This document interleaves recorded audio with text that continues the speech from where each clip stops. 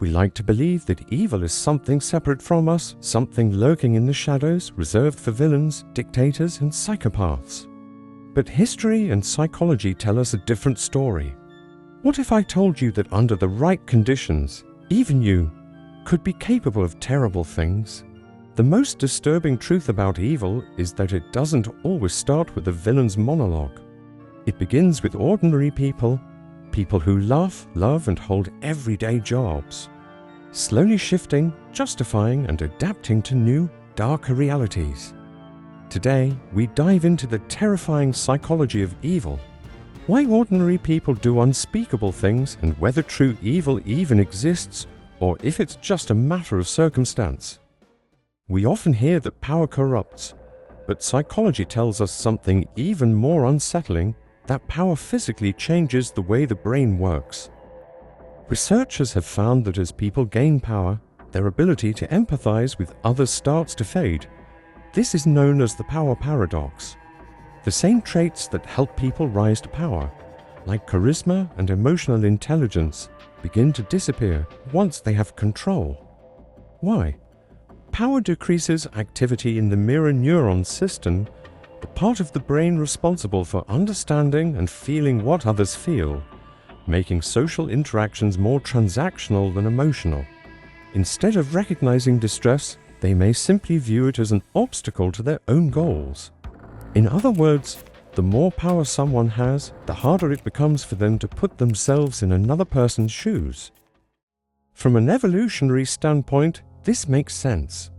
Leaders who focus more on maintaining control than on emotional connection may have been more successful in holding on to power. However, this also means that unchecked authority can erode the very qualities that make us human. This is why leaders, CEOs, and politicians sometimes make heartless or out-of-touch decisions, not because they were always cruel, but because power itself has rewired their thinking. And this doesn't just apply to world leaders. Have you ever had a boss who seemed completely disconnected from the struggles of their employees? Someone who once cared but gradually became dismissive. The power paradox happens in everyday life, from corporate offices to high school social dynamics. To do something truly monstrous, you first have to stop seeing your victims as people. Dehumanization is a psychological trick, one that has been used in war, slavery, and propaganda for centuries. One example in everyday life is social media. When people attack others online, it's easy to forget they are real people with emotions, families, and struggles. The anonymity and detachment make it simple to say things we would never say to someone's face. This is dehumanization at work, happening every day in the digital world. Once you strip someone of their humanity, you can justify anything, whether it's cruelty, exploitation, or even genocide. Psychologists call this moral disengagement, the ability to convince yourself that certain actions are acceptable because those people deserved it. What can be unsettling is most of us engage in small-scale moral disengagement every day, whether it's dismissing someone because of their status, their beliefs, or their background. The road to evil isn't always sudden. Sometimes it's a slow descent. When we think of evil, we imagine hatred, cruelty, and rage.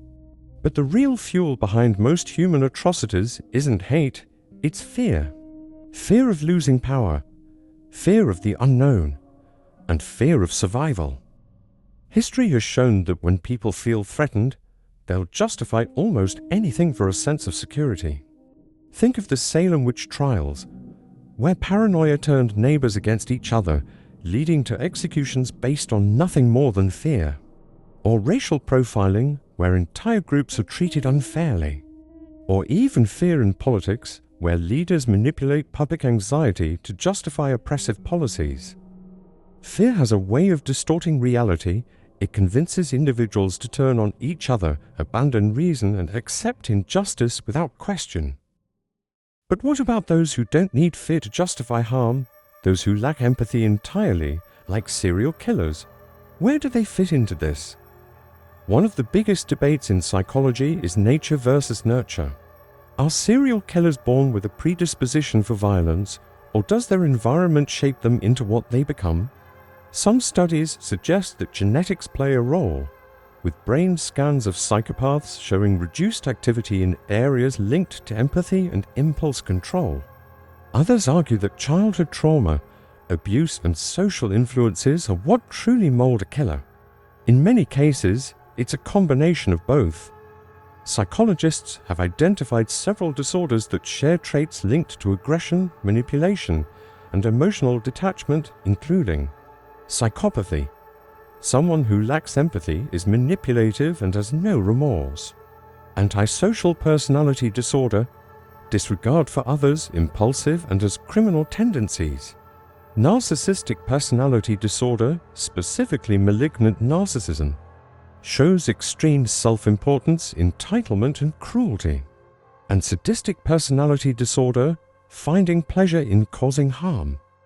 Another unsettling detail is that many serial killers exhibit traits from what psychologists call the dark triad, a combination of psychopathy, narcissism, and Machiavellianism. These traits create individuals who are manipulative, devoid of empathy, and highly calculating, making them more prone to exploiting and harming others without remorse. Evil isn't always obvious. Sometimes it's quiet. Sometimes it's disguised as normal behavior, power, survival, or even justice.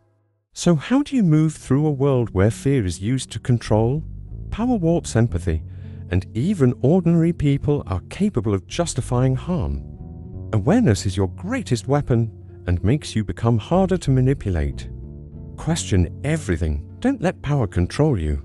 Don't let fear turn you against others. When fear divides, when people follow orders without thinking, be the one who resists.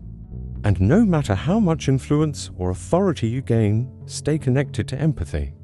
Thanks for watching another episode of Psychology Deep Dive. If you liked this episode, make sure to hit the like button and subscribe. We dive deep into the human mind every week, so stay tuned for more. And let us know what you thought of this episode in the comments below.